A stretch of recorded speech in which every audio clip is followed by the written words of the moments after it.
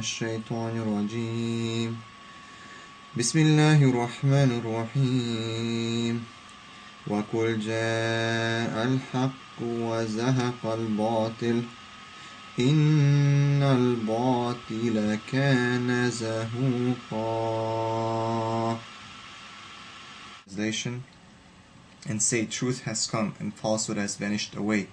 Lo, falsehood is ever bound to vanish. Surah 17, verse 81. Bismillah ar-Rahman ar-Rahim. Alhamdulillah wa salatu wa salam wa Rasulullah sallallahu alayhi wa sallam. In the name of Allah, the most gracious, the most merciful. Peace and blessing on His Prophet Muhammad. Just a short video, inshallah, addressing a very important topic. I think I've seen it throughout YouTube, and some people have actually emailed to address some of these things. It's the issue of some of the videos that a certain group called Muslims for Jesus are putting up to make a certain attack, I would say a more emotional attack towards the Muslims, with so-called stories of Muslims leaving Christianity. And I'm not here to question the sincerity of those people who left, and definitely we're not here to count numbers of who converted more. A lot of people try to do that. How many Muslims converted to Christianity, or how many Christians converted to Muslims? Okay, whoever has the most number, is the true religion. That's not. I don't think that's something that very rational aspect to look at the two faiths and to realize what's from God and what's not from God. The question is, which faith is it true? And not even that, I guess, in the terms of Christianity, they don't really believe in Prophet Muhammad being a prophet, or the Quran being somehow or partially from God. As Muslims, we do believe that Jesus was a prophet. We do believe that some of the message is from God. So there's a big of a difference, I think, between the two. But anyway, the one event that I was looking at was the story of Rashid and the story of another Pakistani Muslim, and just some of the inconsistencies that I just have to address them. Just some of the inconsistencies in the video. One of the videos entitled, a Muslim priest's journey to Christ, or something around that way. And if you look at the actual videos, a lot of terminology that they use is incorrect. It's not Islamically correct. Okay, there's no such thing as Muslim priests. Okay, there's sometimes they'll say sheikh or something like that, but you don't really see how these people could be sheikh, because they don't even know how to pronounce some of the words properly. So if you're a sheikh, how could you mispronounce sharia and call it shari? Shari is something totally different than sharia. وَمِن شَرِّ مَا خَلَقَ.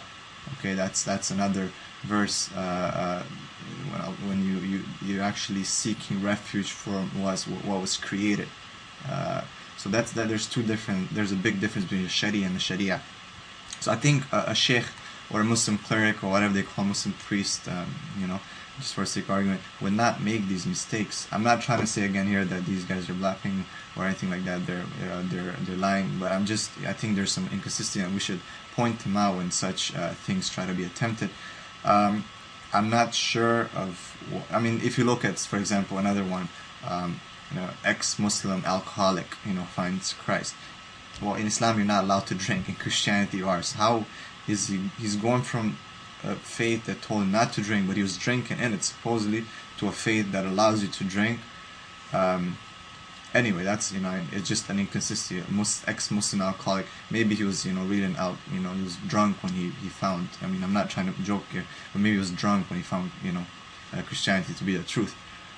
So I don't think that's really a very good argument for that. Just to give you examples of some of these arguments that come forth with these videos, very emotional. They're very nicely done. You could see that there's a lot of funding behind it, a lot of shows.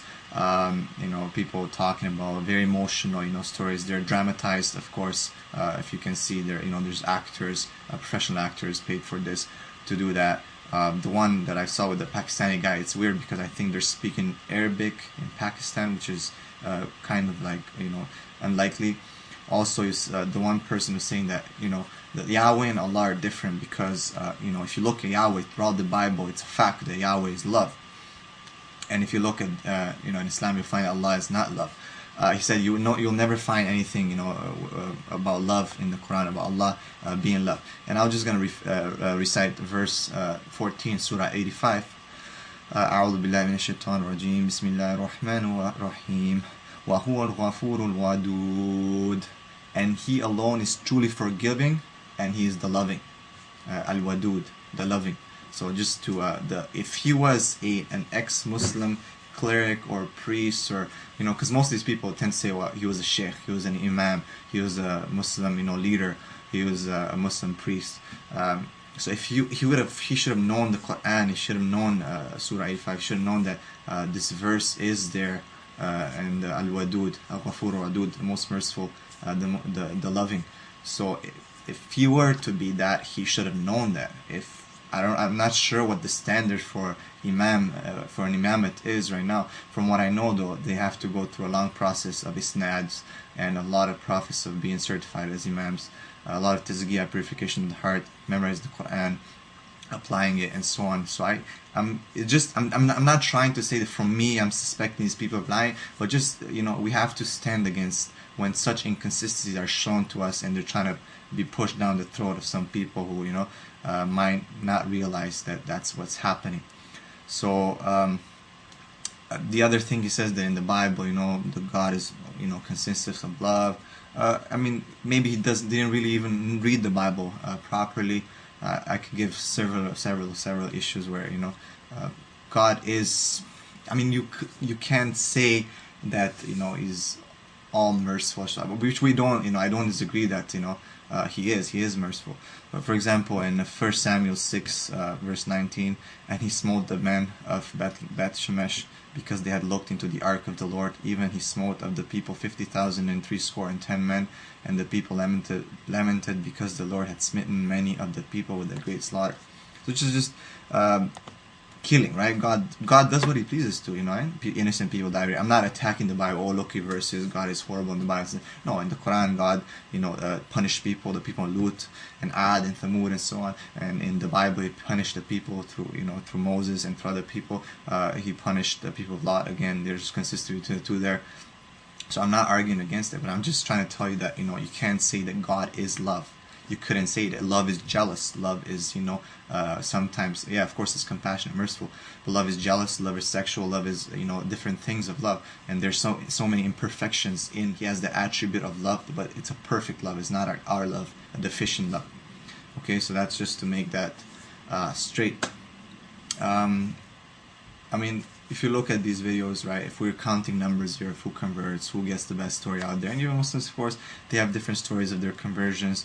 I would suggest, to the people who are seeking the truth, and some people have actually accused me. Another person who emailed me right now, he said the truth, right? He says, oh, you're not really seeking the truth. I know what's inside of you. You're not doing it. Oh, you should ask your Lord to guide and this and that.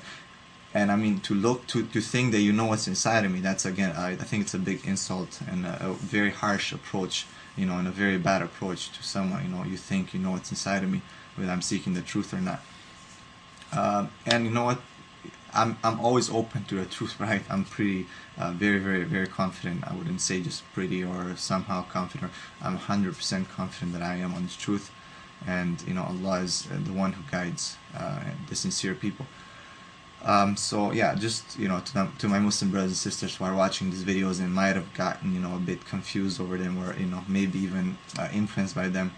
You have to really check what some of these claims are here. You have to really look at what is said, and whether these things are really credible or not, and whether these things have any basis. I'm not saying that people didn't convert to Christianity. Maybe some even sincerely, a lot. But I'm saying that in order to do such a big step in your life, you have to know what you're going into, and you have to know what you're leaving. That's all it is. So you have to look at the two faiths. You have to study Christianity, you have to study Islam, and so on. Either way, whatever way you're going, right? To actually be fair in that. And from there, I think that would be a more practical approach, as opposed to an emotional approach. Oh, I saw light and I saw this.